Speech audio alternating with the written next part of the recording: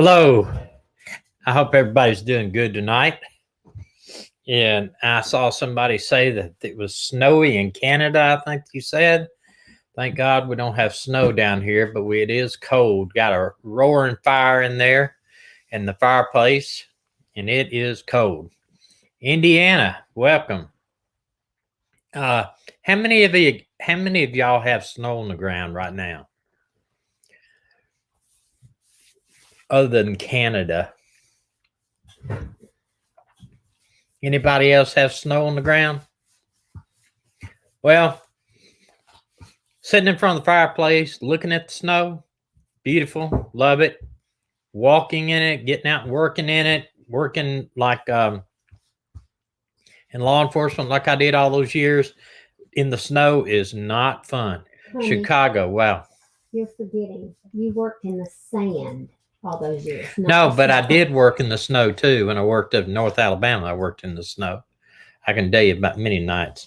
Well, I tell you, Maggie is very talkative tonight. She is really using her inside voice pretty good. Every once in a while, her outside voice, but she is just very talkative. She's laying in the hall out here right now, but we got a short video at the end of tonight that absolutely gorgeous. Absolutely just something. She almost can talk, and that's the truth. First, I want to touch on the poll I did for Medina doing her the Doe Network. This was a subscriber's suggestion. I hadn't even thought about it. And this is the poll right here, a copy of it. One day ago, 126 of you responded. 80% said yes, 6% said no, and 13% said leave things as they are. But 80%, that's pretty good showing. So she's going to try it for a while. This is the network that she's going to be dealing with for the most part. It's called the Doe Network. International Center of Unidentified and Missing Persons. And you can see some of them have got child pics and stuff like that. And I'm going to show you one other here. This is one that I pulled out tonight. And the pictures are not pictures. They're cast bust made by a criminologist. This is a disappearance from discovery in 1969, California. But it tells, you can read down there, it tells a pretty good bit. DNA is available on this one. It does tell the clothing, jewelry, tattoos, scars, all this sort of thing. The next page right here, you can see it. You know, it gets in pretty detail. Hunters found the victim's body in a quarry a few feet down of an embankment. The body had been dragged there across dust scrub brush and dumped behind a cluster of rocks within sight of an old highway. Investigators believe it was killed there. She was killed there and just stabbed multiple times in her throat and was slit. So, I mean, this is going to be just like that and list the agencies. So, you know, once you read it, maybe somebody will read the clothing and the tattoos and see this thing and maybe may be able to bring some closure. But anyway, that's the gist of it, what it's going to be about. And if it doesn't work out, then we'll end it. But that is something I think it could very well be a channel in itself, but we just don't have time to run 3 YouTube channels right now, not without some real help. We mentioned last week, we have an RV channel that we are going to start traveling and filming us doing the RV thing. We did that for about 3 years and did not have a channel. I didn't even watch any YouTube channels at that point, but I've got a channel that's got about 20 videos and about 6 or 7 live feeds on. If you want to go over, please do not judge them. They are awful. Some of them are, because I was just learning, and really, honestly, there's some of them are very bad, but some of them only have 5 or 6 total views. And I have a couple that have over 12,000, 15,000. So they were kind of controversial type videos we did.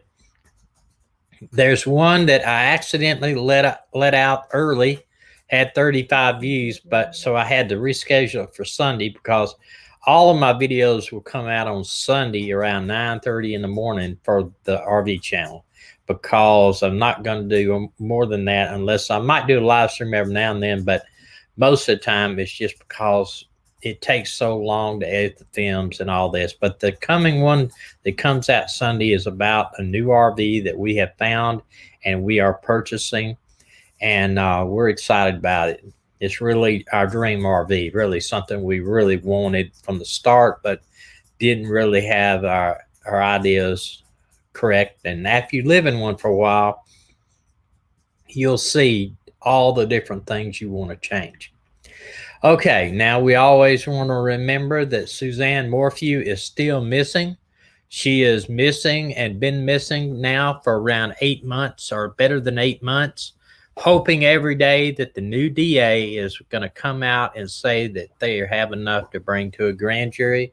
But at this point, they do not. The 2 young children in California City are still missing. So far, no one's been arrested for this. One of our subscribers did made a comment where I thought was very, very good comment, and that's something that I had not even noticed. When the adopted father, talked about his dogs, he called them by their name. When he talked about the boys, he said the boys. Never mentioned their names, some of the comments. So that's a telltale sign to me. That really is.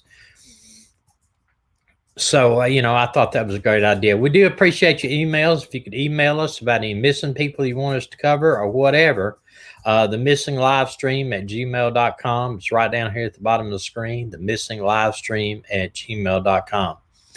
I want to share a couple of things. I have a good friend that's a district attorney in Baldwin County, Alabama. He used to be an FBI agent. He was a judge for like 30 years or so. Great judge. Loved him as a judge. He was just real pro-police, tough on crime. But he has got some stuff on his Facebook page, and I thought it was so interesting that I wanted to post some of it. These are cybersecurity scams that target kids, and that's something we always talk about here. Accounts on websites, many of them sell unauthorized users' details to advertisers looking to engage target markets. Contests, giveaways, they're always putting in some type, especially if it gives free anything about their favorite actresses and music. Phishing, and I don't know if you know what phishing is, but kids often get junk mail without much experience online and are more likely to be susceptible. And the last thing parents need a $500 bill for fraudulent website where the purchase may have been made, and file sharing sites where people, they're download free media, and then a lot of times they get viruses and they tend to have their identity stolen and a bunch of stuff. And talk about this phishing real quick, and I won't go a whole lot of detail. I think I did already before, but my son, when he was about 10 years old, got hooked on this thing about where you order 24 records for a penny, and then if you order a certain amount, he just thought, man, penny for 24 records. Well, he went and did that. I didn't know about it, to be honest with you. And he mailed it in, everything himself. He was 10 or 12, I don't know, somewhere around there. Well, when I was in law school, we got a letter. And of course, he was 18, 19 at the time. And I guess he was that old. Was he that old back then? 16 maybe at the time. Coda went in law school. He's about 16, I'm sorry. So anyway, he got a letter said, and a couple phone calls from this collection agency, and they wanted to talk to him. And I said, well, I'm his father. And they said, well, we need to talk to him. And I said, we're not going to talk to him. He's juvenile. So they whipped around here times, and finally, we had the same basic name, and he just has a middle name he goes by, and I go by my first name. Well, I said, yeah, that's me. And then he said, well, you ordered these records back in 19 so and so, and you never paid this bill. And I said, first off, I said, that ain't me, that's my son. And they said, oh, you lied, we're going to have you arrested. I said, have at it, have me arrested. We got the same name, do what you want to do.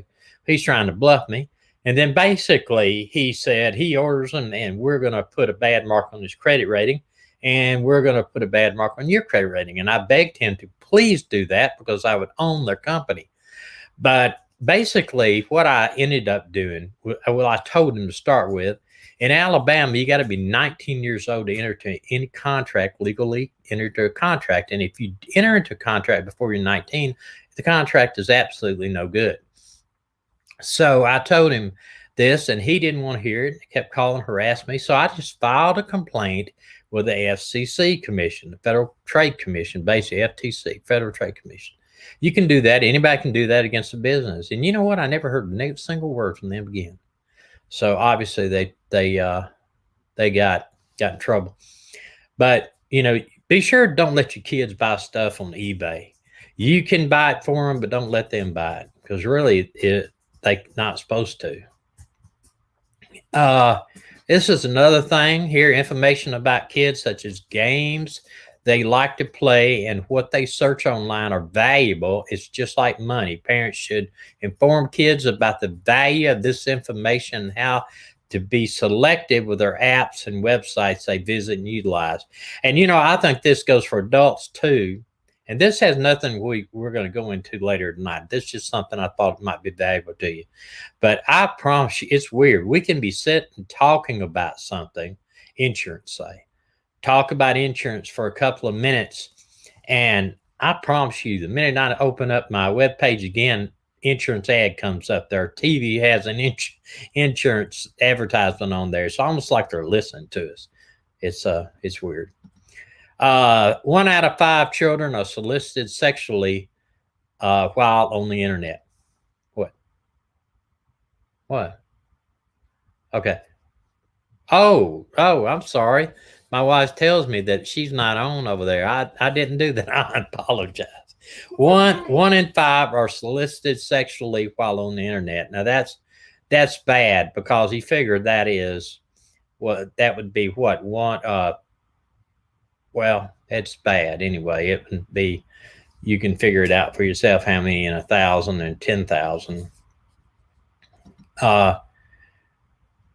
Single signs of sexual exploitation: controlling or abusive relationships, lack of access to important documents such as driver's license or passports, signs of abuse or malnourishment, absence from school or work, changes in appearances, mood and behavior, and isolation from family or friends. That's just pretty good to know. Well, anyway, I'm going to cover tonight. We are going to cover now, and like I said, this channel is about not just the United States, but around the world. And so I found, just researching a lot of the stuff, I'm going to cover some cases in Alabama and other places. And then we're going to cover this one area of Auckland that is a beachfront community type thing, where a lot of visitor tourists go, but they've had 6 people missing in this little small area in the past 20 years or so. 6, and it's just be like six or 7 people missing out of a real small town. This here is Biloxi Police Department is asking for your assistance in locating this female. Biloxi is in the bottom of Mississippi. That's where they have casinos. They used to have on river barges to after Katrina, and now, as long as any part of the casino, whether it's a pier or a walkway or anything touches the water or any part of their property, they can have a casino. Okay. And here it tells a little bit about it. Biloxi police are requesting assistance helping locate a reported welfare concern missing person. 52-year-old Carolyn Barr was reported last seen on January the 26th, 2001, 1900 block of Southern Avenue. She's seen in the area of Buvar, how do you spell that? Something Buvar, I don't know. Road and Pass Road, Biloxi. White female described 5'10". That's Boulevard. Boulevard, I don't know. Boulevard, I don't know. It's not. It doesn't have a D in it, so it's not Boulevard. No, not. But anyway, weighs 120 to 130, brown hair, brown eyes. She may be homeless or possibly staying with an unknown friends in Gulfport, Mississippi. Gracie. The Biloxi Police Department requests that anyone the information regarding her or incidents involving her should contact Biloxi Police Department. 228-435-6112. And you know, it's weird is I talked to one time on a Gulfport police officer at a school. He said before the casinos came in, they had like 20 officers in that town down there, small. After the casinos came in, they boomed up 50, 75, 100, and crime just went with it. But, you know, anytime you have any type of stuff like that, and gambling especially, crime goes with it. There's a current Amber Alert for 12 and 13-year-old girls in Miami area, and a 16-year-old boy was added to the story today. Did you pick that up? Or no, somebody posted it. Jusme, Juiceman, posted it. Okay, well, can you go over and look or something, see if you can find a picture? I'll go over there. Missing also active. These are in Alabama on December 23rd, 2020. Billie Jean Mitchell left her residence and has not returned. Her clothing description, and they give it travel unknown. No, they don't. They say clothing and travel unknown. She may be traveling in a two-door red convertible Ford Thunderbird bearing Alabama tags 2104 AL8. Anyone with information regarding her whereabouts of Betty Jean Mitchell are asked to call the Selma Police Department. So obviously somebody is concerned that she left on the 29th of December and or the 23rd and has not returned. This also, it was issued on 9/11/2020, although on July 31st, 2020, Samantha Moore was last known on foot in Moffett Road and Schillinger Road area of Mobile, Alabama. She is last seen wearing dark color shirt and jean shorts. Her direction of travel is unknown at this time. Anybody have information about where she's at, please call the Mobile Police Department. The thing is, that's a very, very big high traffic area there. Very high traffic. Fire popping. Okay. Very high traffic area. And by them not sharing any more information than this, other than this, she may have been working girl. Who knows? I'm not saying she was, but just that area down there is not known to be houses. On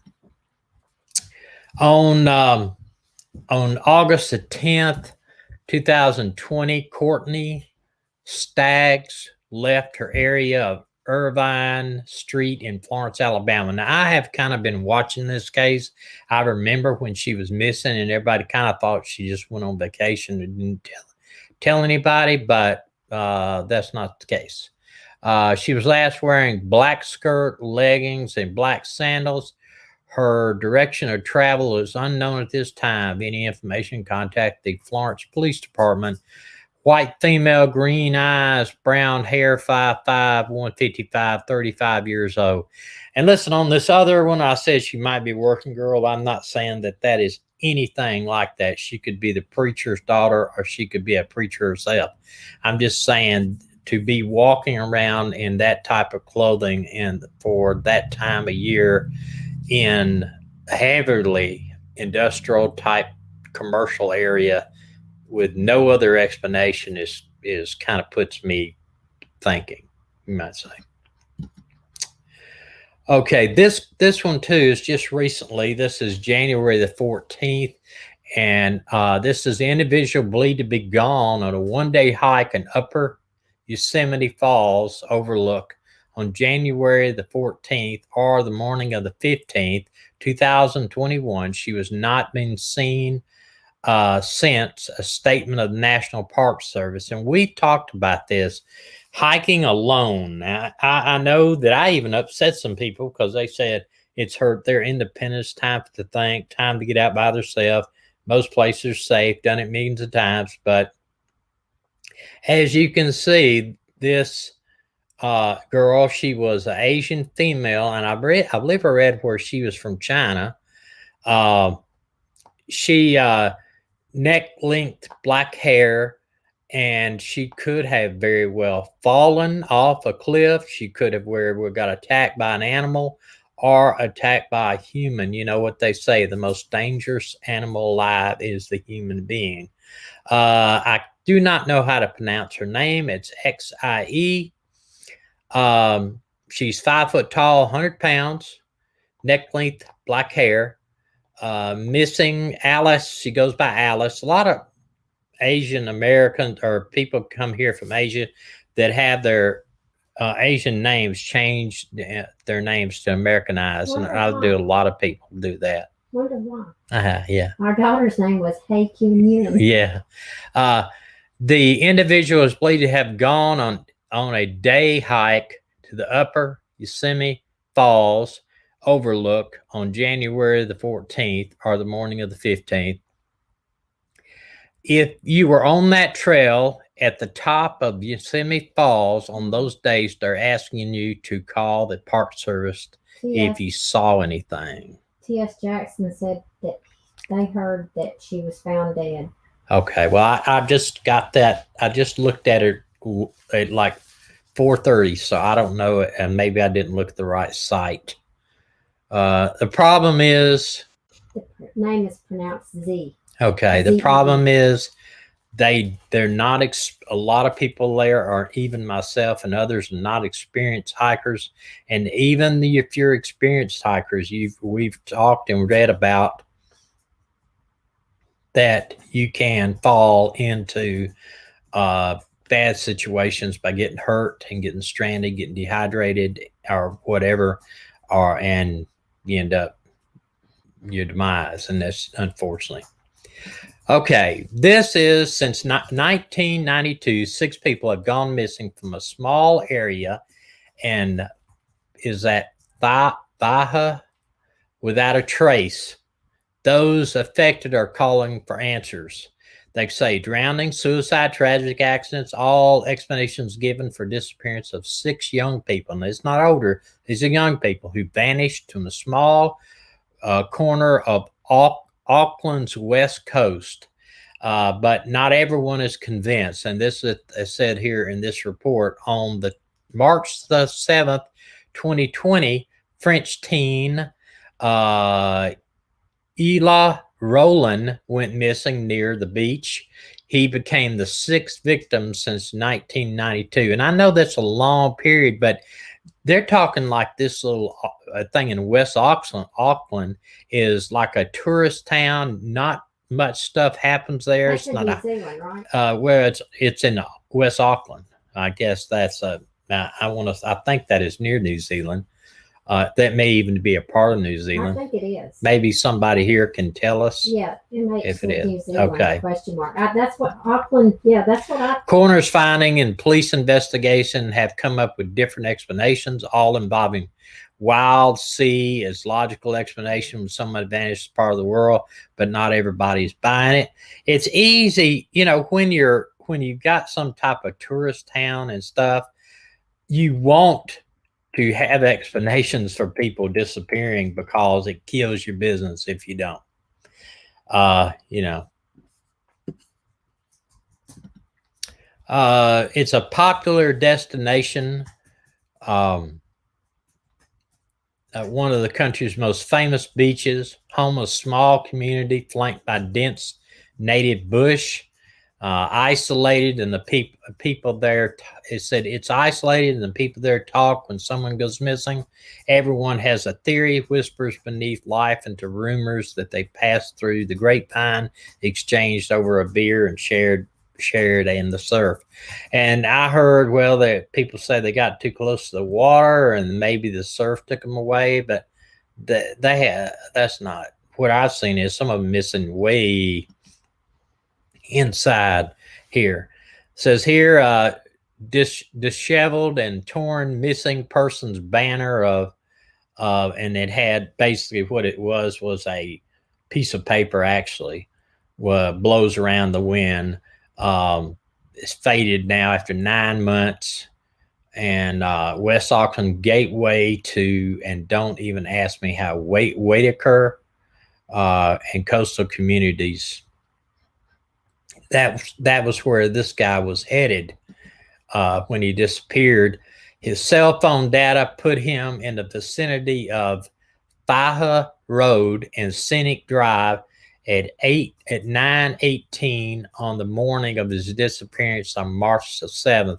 After exhaustive land search spanning more than 1,600 hours, police suspended the physical search for Roland in May, pending new information. No one has since come forward. Detectives, Senior Sergeant Callum McNeil said there had been no sufficient updates, but the police continued to be in regular contact with his family. His parents say he's not giving up hope. You know, hope, if you start giving up hope in any case, that's a super bad thing.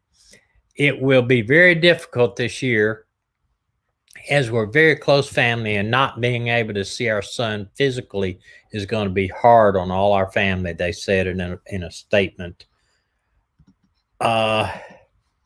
This is Lawrence Wu. A year earlier, almost to the day of the time anybody saw her, she was 22. Wu was last seen at 1:40 p.m. March the 10th at St. Luke's Liquor Center before her car was found in Baja. His car was found. I don't know why I want to call it her. His phone was also the last used there. The family in February of 2019 offered a $200,000 reward for any information that led to their son being found. Ultimately, police called off the search too, in this case. It don't say anything about him being down on the ocean. Kim Bambus and Cherry Boston, about 1 kilometer up from the Baja Hill at the end of a long and twisting log race road. It is the Mercer Bay Loop car park. I guess they park their car there and they get out and walk with this loop. And there in 2017 is where Kim Barbus went missing 5 years earlier, and Shara Boston vanished from the same area. So, you know, it's almost like they got a serial killer up there, is what it sounds like to me. I don't know. With both of these women went missing from the same area. Both cars were discovered in the car park at the start of the trail. Barbara's keys were in the ignition, and Valsden left with the windows down, and both cases, personal belongings and shopping bags have been seen inside. You know, some places like this, everybody's trustworthy on the most part. I mean, we lived in a town down southern Alabama that we never even locked our doors until my father died. never locked the doors to the house. And, and we were on a dead end street. And I think I see, I looked down there to see. They said, yeah,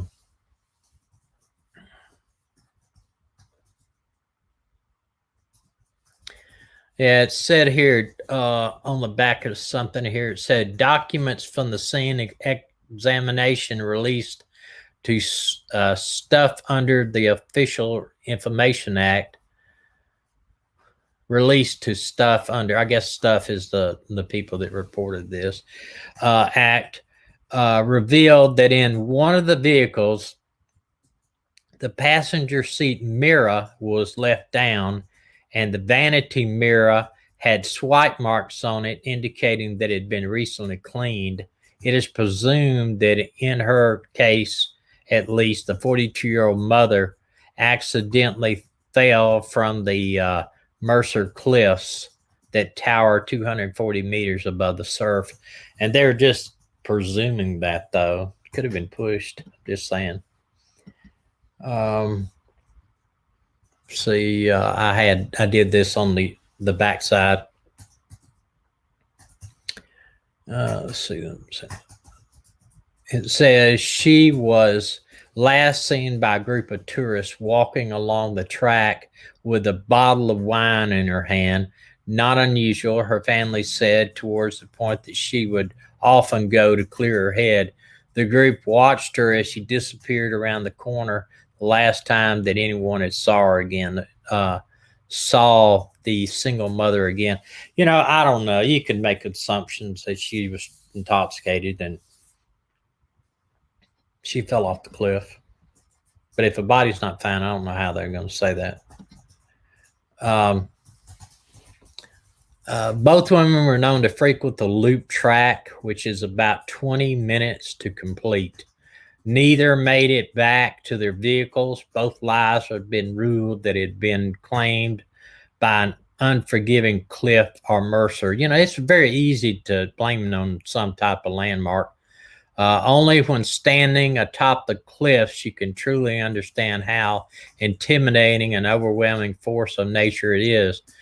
They are the highest coastal ridges in New Zealand, so it is New Zealand.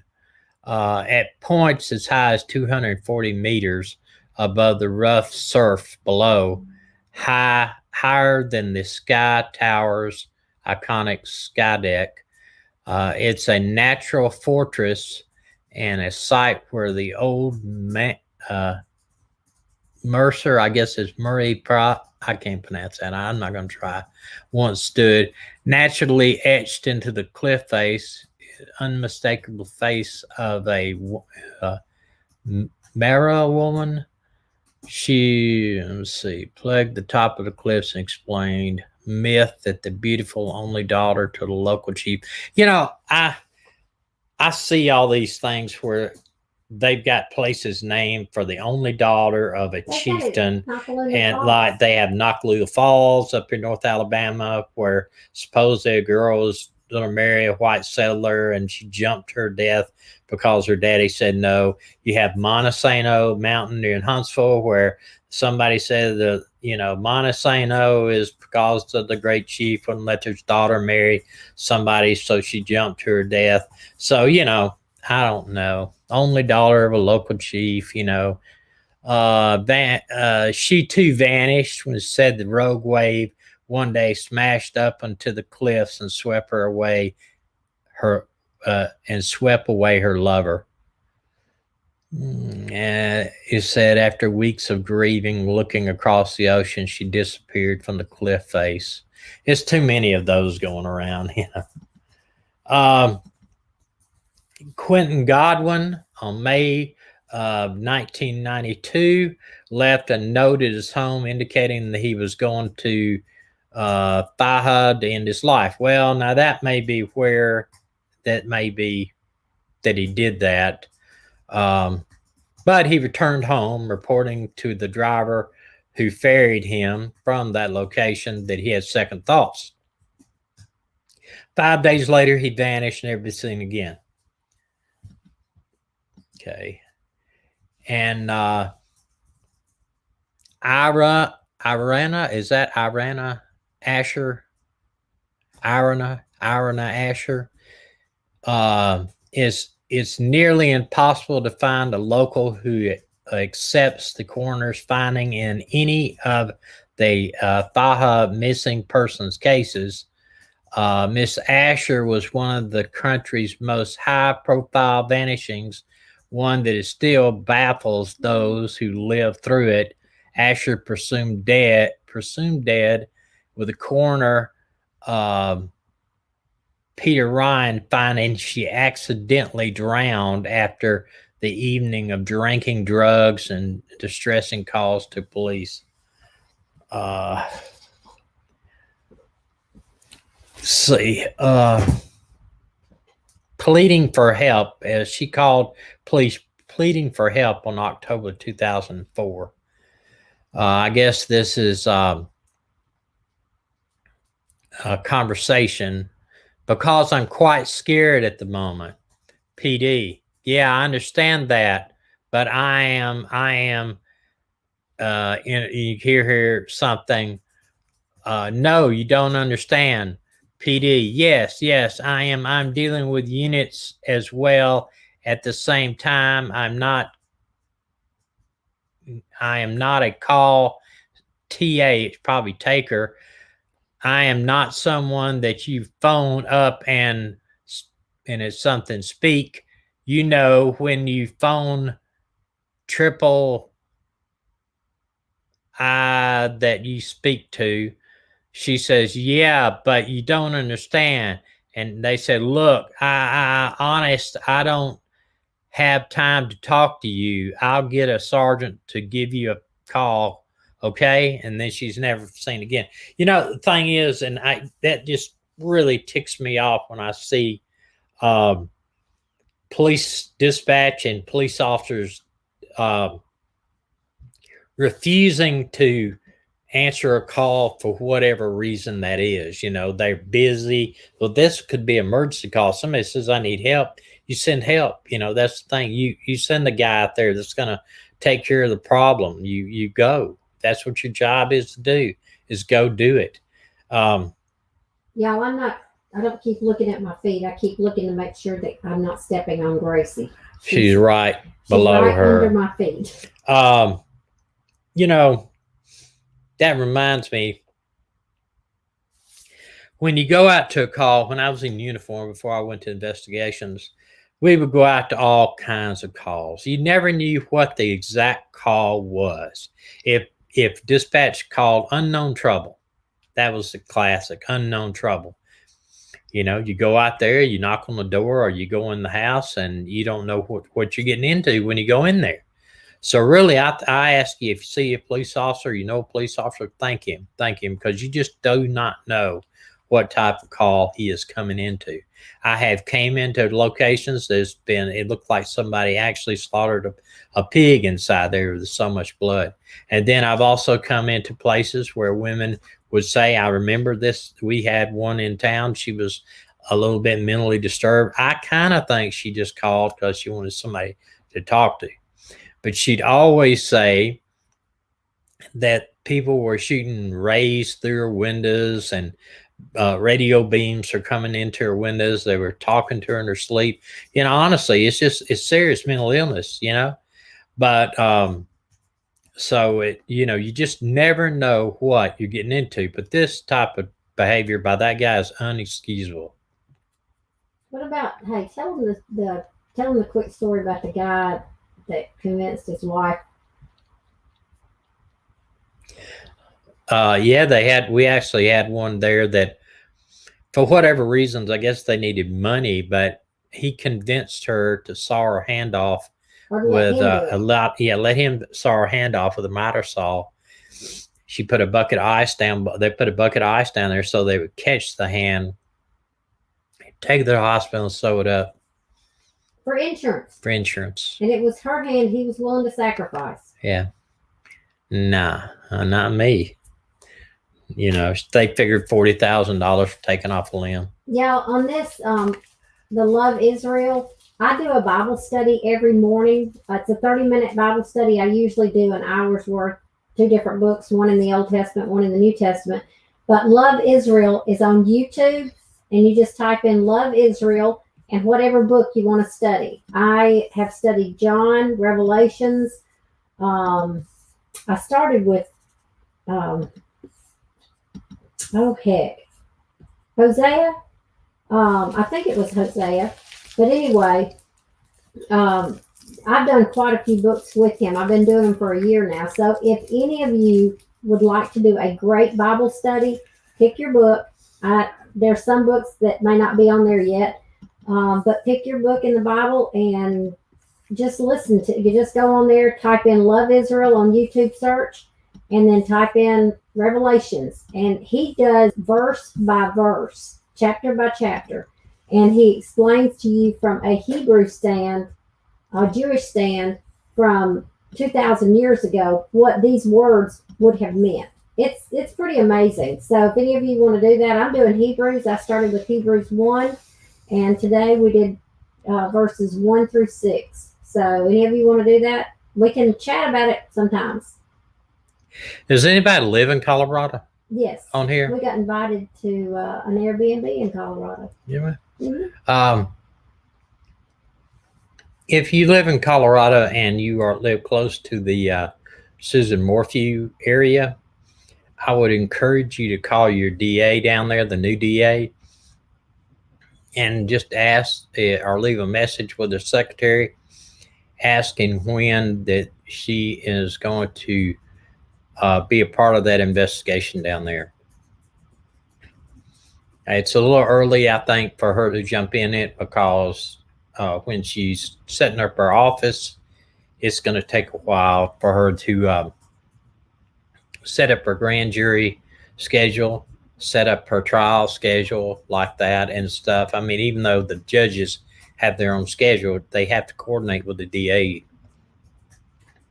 And I'm sure she is still filling her staff recommendations, like her assistant DAs and her investigators and stuff like that. But still, it wouldn't hurt to,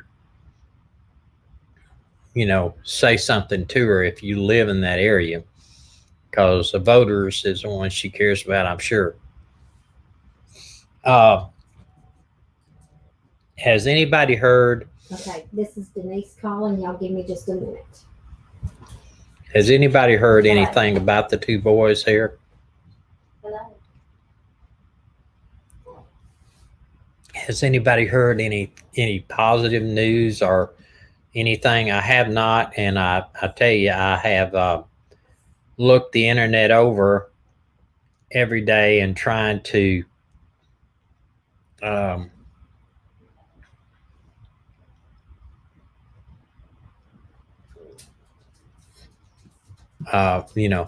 trying to find out anything. Yeah, I heard that AK was going to contact the new DA, but it's okay for us to contact the new DA, but where it's going to matter if a voter contacts a new DA, a voter in that area, because that's who they answer to. They may say to one of us, they may say, well, I appreciate you calling and being so, interested in Colorado and what we do out here. However, that's just not if you don't live there. I mean, it's like me calling during the different periods of the White House, whoever's in there, Obama, Trump, Biden. If I don't like something, I'll call the White House and I'll tell the president because he is the president. But if it's my senator, Dina has called one of our state senators and told her secretary that she held her nose and voted for him this time because the alternative was not who she could vote for, but that he needed to get off the stick. But I would encourage you to, whatever state you live in, if you don't like what's going on, to call your representative and tell them about it. Or if you do like it, call them and tell them, hey, appreciate you doing a good job. I'm not a political animal like Medina is. She is a political animal.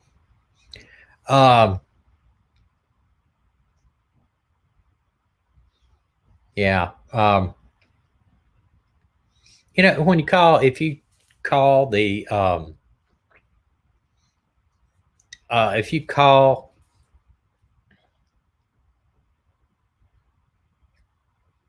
yes, Melinda, that is correct.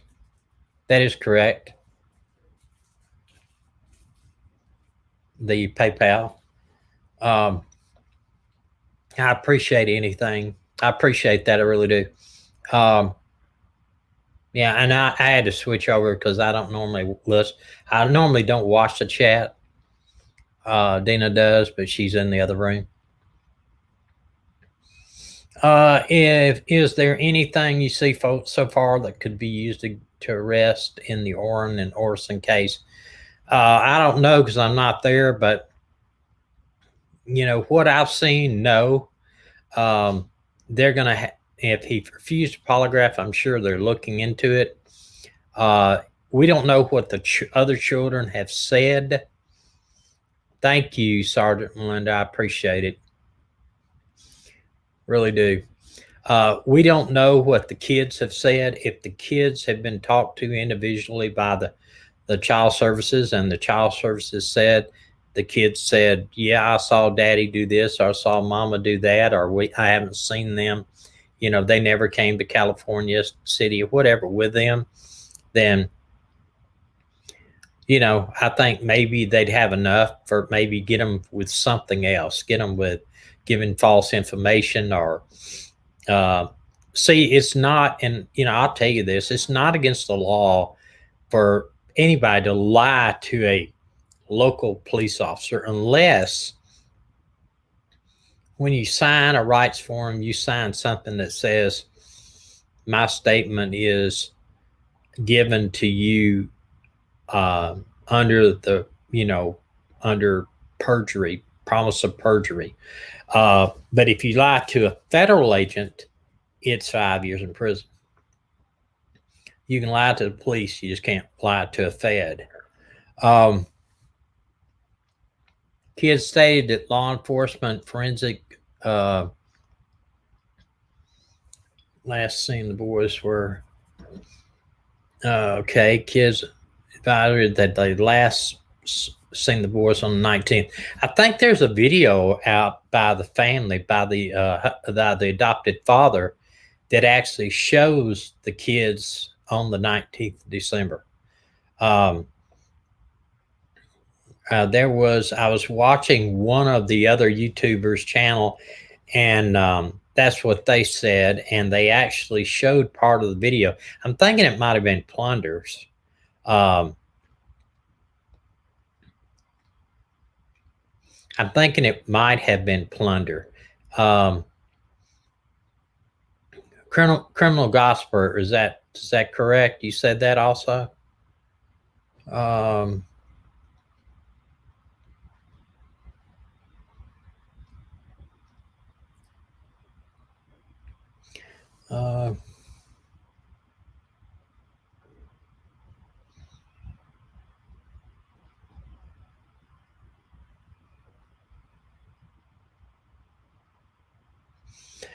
You know, I know, see, we talked about this before too. The police department is just 13 people in the little town. So they've got 3 people working on the case. When you're in the little town like that, even they don't have the resources that the big towns do. So the FBI is involved. Now, and I understand the sheriff's department sends some people too.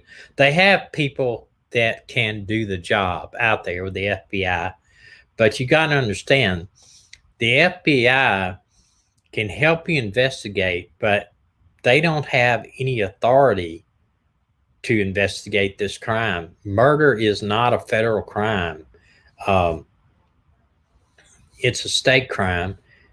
This crime did not cross state lines, so they get involved in that way.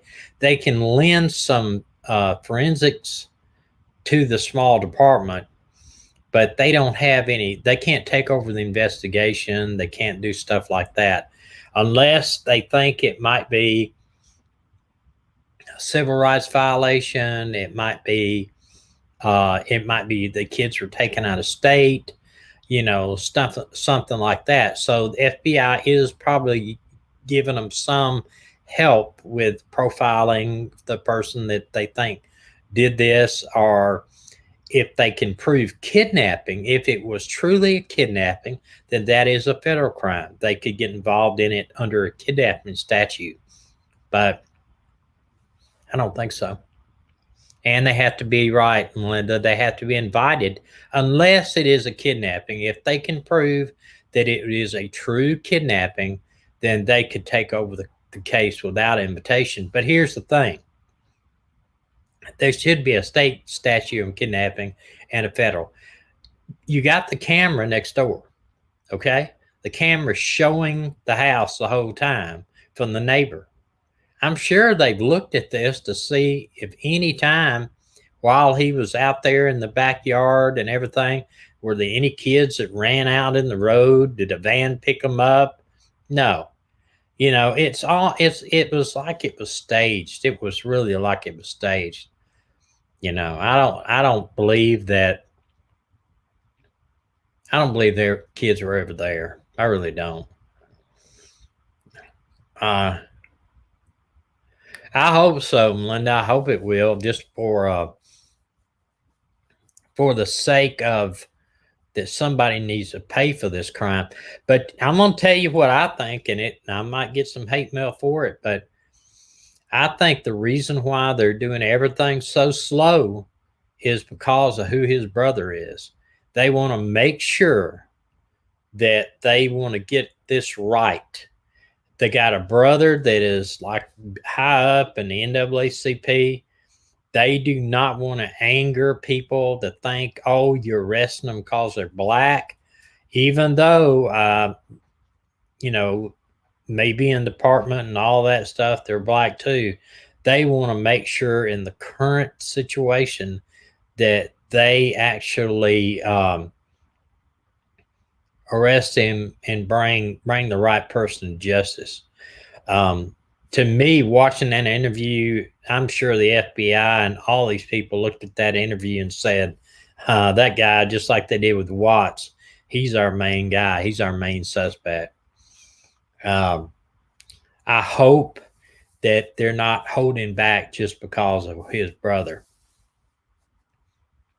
I think politically now, police are real they're suspicious of police, and they want to make sure that when they do get the evidence, that it's enough evidence to convict. That's why. Here's the thing, just like with the case of Suzanne Morphew, I think there is a ton of circumstantial evidence, but I don't think it's enough there to convict anybody right now. I think whoever went in that house, and when they did the search warrants at the house, sure, they may have recovered something enough to possibly get a conviction. But until the DA and them get together, yeah, the video was grainy, but we're watching it over his channel to that thing. I doubt very seriously if you took his DVD out, scanned the DVD that he actually recorded, it would be that grainy. Plus, the FBI could again, or the state, Colorado CBI or California Bureau of Investigation or whatever we're talking about, California places, any of these other, the sheriff's department could use some software to pull out those images where they could be very, very good. I mean, it depends,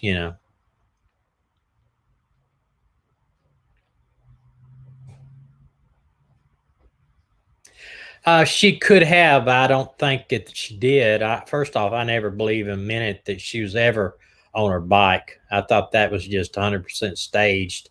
They're not going to release any evidence to us. They're not going to release it to the public. Why? Why would they? You don't want to release any evidence to the public because one is the guilty person out there can change the way he's using to try to get away from him. They're not going to give out any evidence. That you can just forget that. That's not happening. Yeah. Plus, you want to save, the police want to save a little bit of the evidence back here, because when they do get their suspect and they put him in the interview room, and if he talks and if he tells them something that only the killer or the person that did something to her and the police know, you got your guy. They're not going to give any evidence out. Now, I believe me, listen, even now, if I hear about a crime that happened in a town that I used to work at before I retired, they're not going to tell me if I call down there and say, hey, what's going on with this case? You got something on this case? They're just not going to do it. Now, if I went into a certain person that I know's room down there and I asked him, hey, you got the guy? He might say, we like a lot of people for this job, this thing. Or, yeah, I believe we got something working, but don't say anything. Because I worked down there for 20-something years, but they're not going to tell what they have. They're just not going to do it. And that's why they seal the warrants.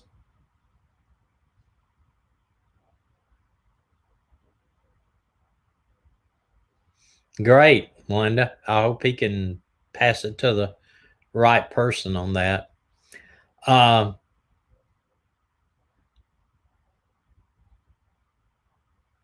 Yeah, I agree with that. Melinda could do a good channel if she wanted to. Let's nominate Melinda for a YouTube channel. They're not easy, are they, Melinda? It's very time consuming, really. I enjoy it, but it's very time consuming. The one that we're doing over the RV channel, and I don't know if you were here last time, Melinda, or not, but I told everybody about our RV channel.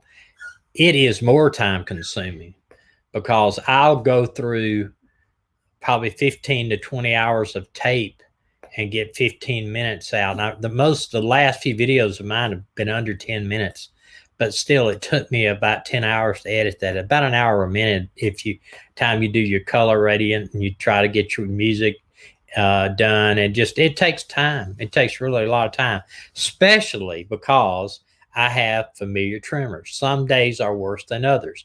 And trying to do something on your editing software without moving it too much is very hard for me. Last night, I just like, man, I can't believe how bad. Yesterday was bad for me. I don't know why. My tremors are real bad. I don't know how Ralph is. My wife's on the phone with his wife right now. We will know in a few minutes if he's worse or better. I hope he's a lot better. He's a super good guy. Yeah, Melinda, they're about to nominate you to have your own YouTube channel.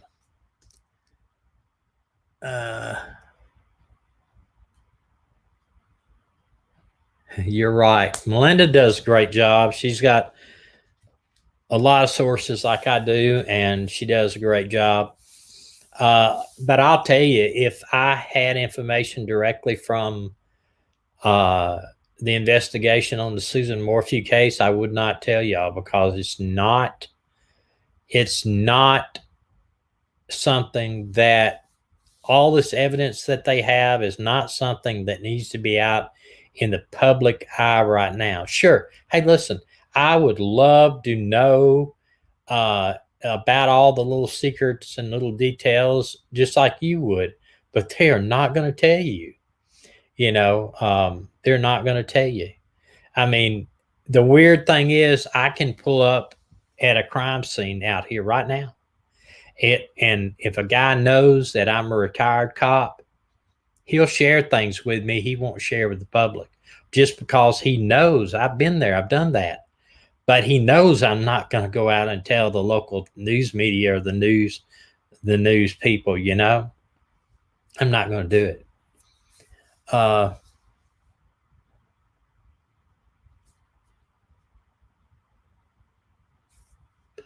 Yeah, right.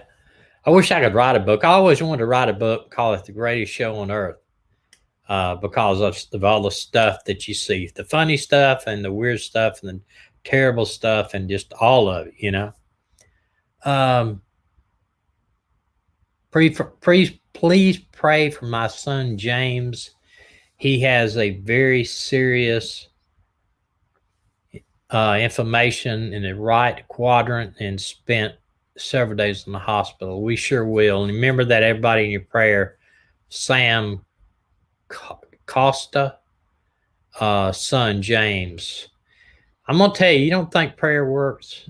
I can tell you, I'm evident of it, sitting right in front of you. Wait, don't hang up. No, I'm not. Oh, you talking to somebody else? I was talking to Denise all that time. Who's that? That was Denise. Who's on the phone now? Nobody. You said don't hang up. I was telling you don't hang up. Okay. I don't know why I said don't hang up. Okay, go ahead. Okay. Hold on, just a minute. Let me put you on. Put me on. Okay. Okay. I'm gonna let Dina talk to you for a second.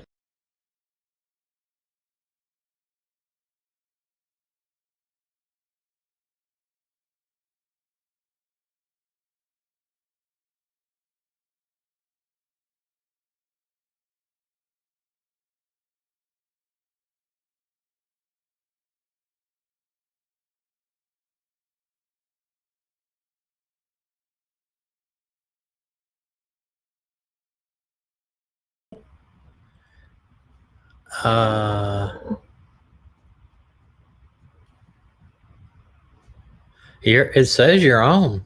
Okay, can y'all hear me? He says I'm talk muted. talk louder. Talk louder. Hey, No sound. Audio's fine on some people, but no sound for others. Huh? Okay. Go ahead. So I'm gonna start over. Okay. Julie, I'm sorry if you got no sound. No sound still, Julie. You hearing me? Okay, they said they can hear now. Okay.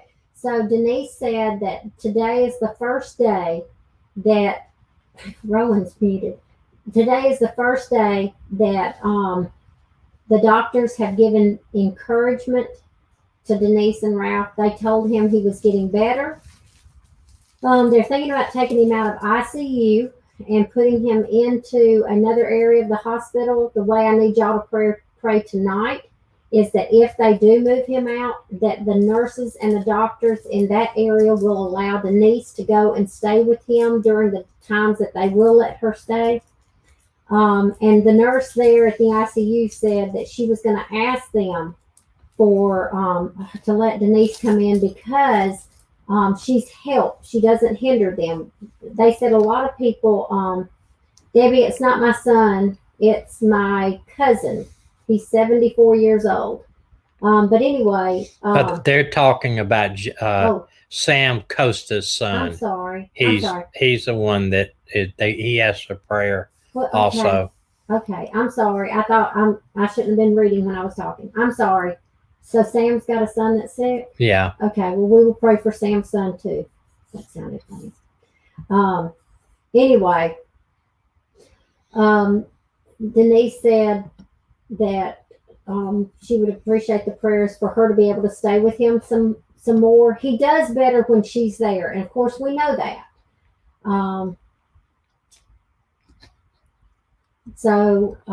Anyway, I just wanted y'all to know Ralph got a lot of things settled with his business, and so that takes a weight off of him. Anyway, if any of y'all have prayers that you need us to pray about, please put them in caps so here I can read them. This is what Sam said. Okay. Can you see that? No. Oh, no, not yet. Okay. You see that yet? Inflammation in the right quadrant. Quadrant. Did he have COVID? or just inflammation?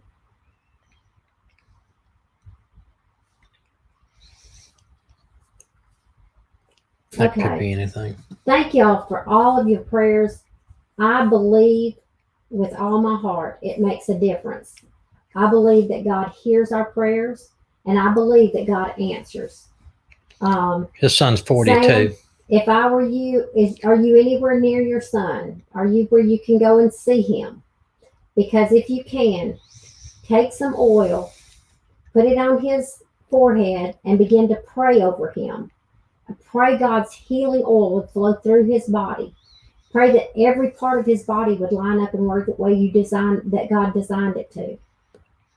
Because God is not a respecter of persons. He doesn't care more about me and my prayers than he does about yours. God loves us. He created us to have a relationship with him. And y'all, there are times when I've been praying and talking to God and crying out to him that I actually felt myself crawl up in his lap, lay my head on his chest, and I could hear his heartbeat and feel his breath on my cheek. It's just one of those things that, believe, because he is real. He is the all-seeing and all-knowing God. No and COVID. There is none like him. So no COVID. Please pray for me. You see that? No. Right here. Please pray for me. I have stage 4 cancer. I'm doing okay. This is my second cancer diagnosis. Okay, Leanne, we will be doing that. Okay.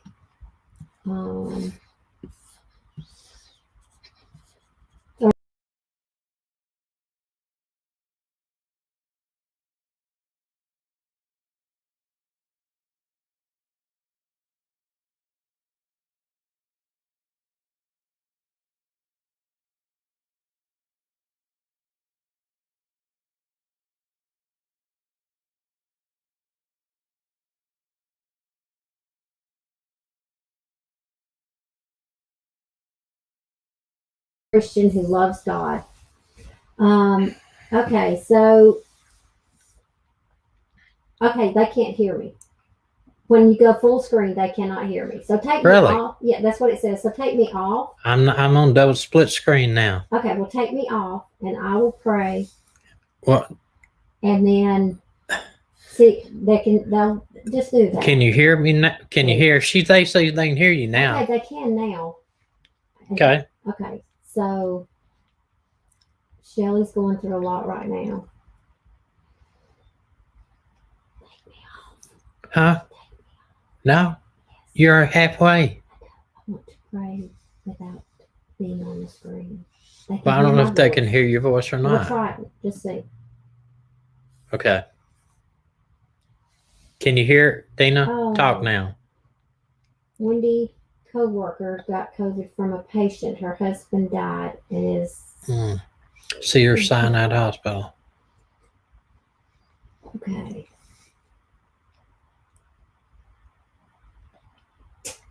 Okay.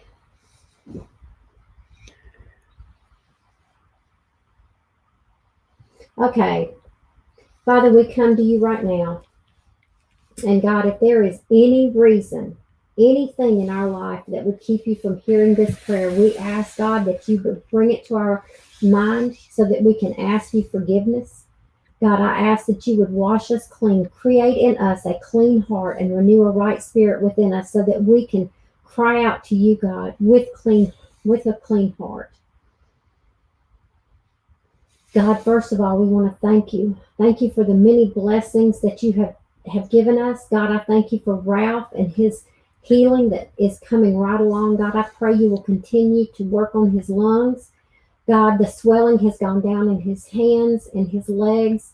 And God, that means there's fluid leaving his body. And God, we thank you for that. And we ask, God, that you continue to remove this excess fluid from his body. That, God, you would bring complete healing for his lungs. Give him the desire to live, God. Lord, he saw the video of his grandkids talking to him today, and that brought him joy.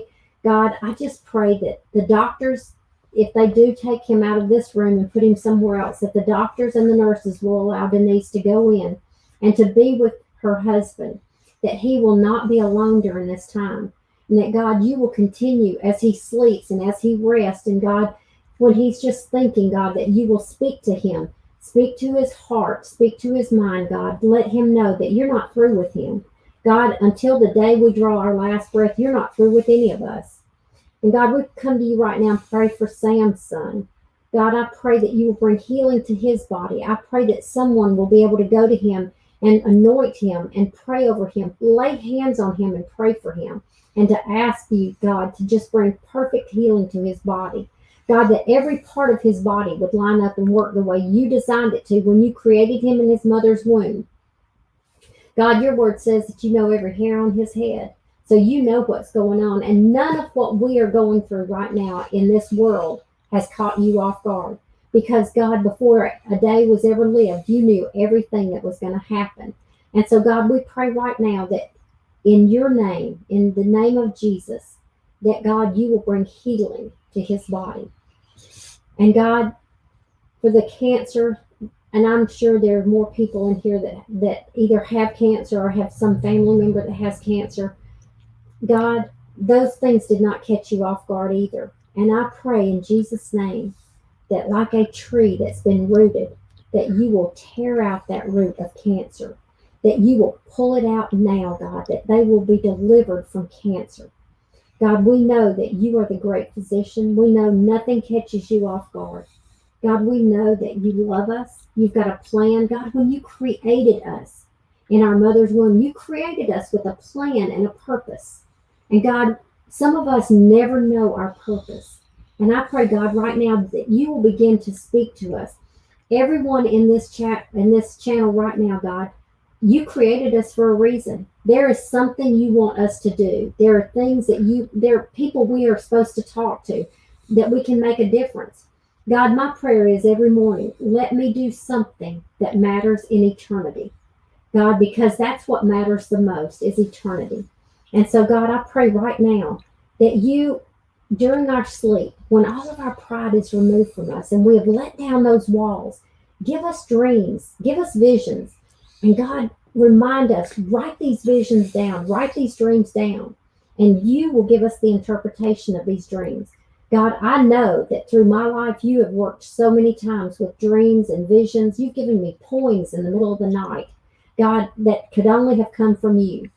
And so, God, I just ask that as we sleep and as we slumber, that, God, you would multiply our rest. You would give us dreams and visions. And, God, it may be like you've dealt with me before. You've given me a dream. I woke up with a scripture running through my head. And that afternoon when I went to the mailbox, I opened the newspaper and there was that scripture was at the top of the Baptist newsletter. And so I know, God, that there are reasons why that you confirm what you're saying to us. And so, God, we ask for confirmation in the things that we've got questions about. And God, there's some decisions that all of us have to make. Tommy and I are making a big decision this weekend. And I pray, God, that we will make the right decision. I pray you will give us wisdom and guidance in all that we do. God, we just love you. Father, there are so many people out there that are hurting. There are so many that are lost. There are so many children that have been abducted. There are missing people, God, that some of them, God, are not dead. They're still alive. They're being held, and they just need to know that you have not forgotten them, and they need a way out. And God, if you can use us to help find one person, if you can use us to help bring closure to one family, I pray, God, that you will. For Susan's family, God, they're hurting. Those girls, I know that they miss their mother. They have to, because I miss my mother. And God, I just ask that you would help bring closure for these families. For the family of Michael Chambers, God, that is one that has really haunted me. And I just pray, God, that you will bring closure for that.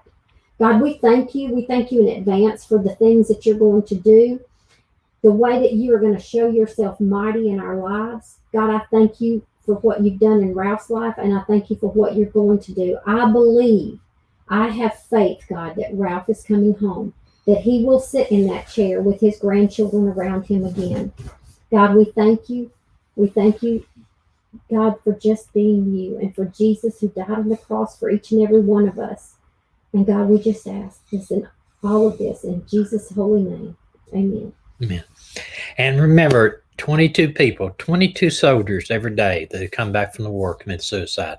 22. So we need to start thinking about that and praying for the vets out there that are struggling with what the war brought into their lives, and also the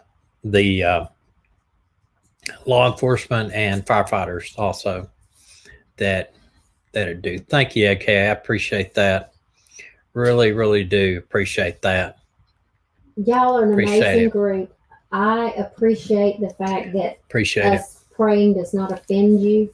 Yeah. If it bothers anyone, then at the end of the show, just click off before we go into prayer, because I believe that prayer changes everything. I believe that through prayer, God's going to find these people that need to be found. Through prayer, these children, these people that are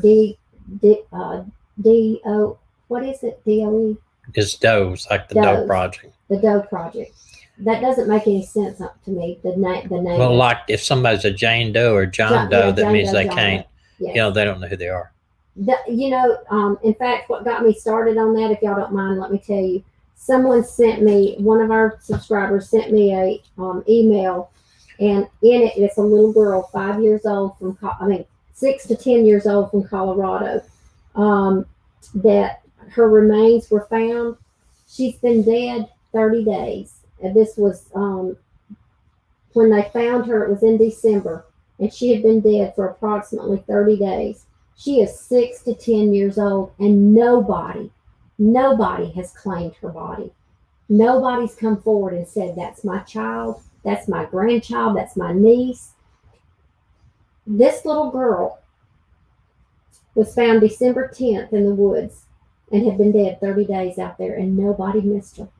Nobody. And y'all, that breaks my heart. They're doing DNA testing, but this little girl didn't just happen on Earth. She's got a mom and a dad and grandparents and brothers and sisters, maybe, or aunts and uncles or neighbors. Why has she not been reported missing? Y'all, they don't even know for sure. She was 3'10" to 4'6" tall. Her hair was long, either dark brown or black. They don't even know what race or ethnic origin she is. Y'all, we have got to just cry out to God for these children God knows who she is. So somebody is missing a child, and nobody's claiming her. And that's so sad. Yeah, and I think that'd be good for Dina to get into some of these. Also, if you want a good charity to give to, we hope someday to actually do a drive on here for the charity, is Tunnels to Towers. It is a charity that I support, and I tell anybody about it. If you have a service member that is killed in active duty or severely injured in active duty, or you have a law enforcement officer or a firefighter that has been killed in active duty, then this Tunnels for Towers will pay their house off, and they built houses for soldiers that have lost limbs to make it easier for them to live. If you don't have a house, they will buy the family a house and pay it off completely. Their mortgage, doesn't matter what it is, they pay their mortgage completely off as a way to thank the husband or wife of the service member or the law enforcement or firefighters. So it's called Tunnels to Towers. So anyway, when I had my business, I gave to Wounded Warrior, but that was before Towers. Real quick, I wanted to read y'all some statistics here. This is of 9,872 children.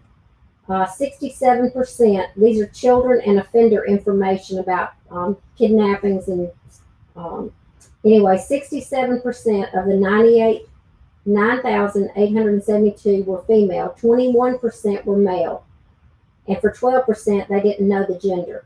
Overall, the children's age was 11 years old. The average age was 11. Although male children had a significant younger age, 10 years compared to girls 12 years. The vast majority of children were school age, 70%, either elementary, 6 to 10 years old, or middle school, 11 to 13 year old, or high school, 14 to 18 years old. Only 6% of the children were before school age. 24% of the children's age was unknown. This is what got me. This is on the offenders. 9,027 offenders. 96% were male. 3% were female. For 1% of the offenders, there wasn't a gender known. Offenders, get this, their age range was wide, from 9 to 94. Wow. I know. That 9 to the average 94. age was 36 years old. Although offenders had unknown ages were estimated to be significantly younger than 35. On average, the offenders with known ages was 38. Overall, children were most commonly victimized by male offenders working alone, 87%, followed very distantly by male offenders working in same-age sex pairs, 7%. When male offenders were involved in instance, whether alone or in pairs, older children were more often targeted compared to children that were before school age. In contrast, when female offenders were involved in incidents, they were more likely to victimize younger children. More significantly, when incidents involved the youngest child, such as infants, toddlers, and female offenders, were more likely to work alone. And when they involved elementary school age children, female offenders were equally likely to work alone with a male partner. That's just some statistics, but 9 to 94? Wow. That is crazy. You think that the very young child must have been abused when they were growing up, you know. Well, you know, the thing too though is that that one case that you told me about, that the FBI had gotten wind of a website where there was a 6-month-old little girl, and people were paying money To watch them. watch that. They would pay money and say what they wanted that person to do to that child, 6 months old. Crazy. And Evil. somehow they paid him money. When he did what they asked him to. Okay. A little happier note. We're going to play you a little video of Maggie as we go out. And we hope to see you again on Tuesday. And yeah, we will see. keep everybody in your prayers. And be praying for us that we make the right decisions this weekend and we don't step in over our head. Okay. Good night. We love y'all. Be praying and keep in watch prayers. The doggies. Watch the doggy. What are you fussing about? What do you want? What are you looking at? Oh, you talking to me? Hey, use that inside voice. Well, that's better. Inside voice. What?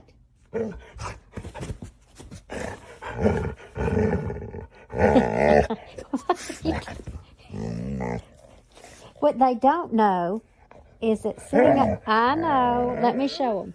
Sitting right here is a calzone. Hey, inside voice. You do inside voice. What? Inside.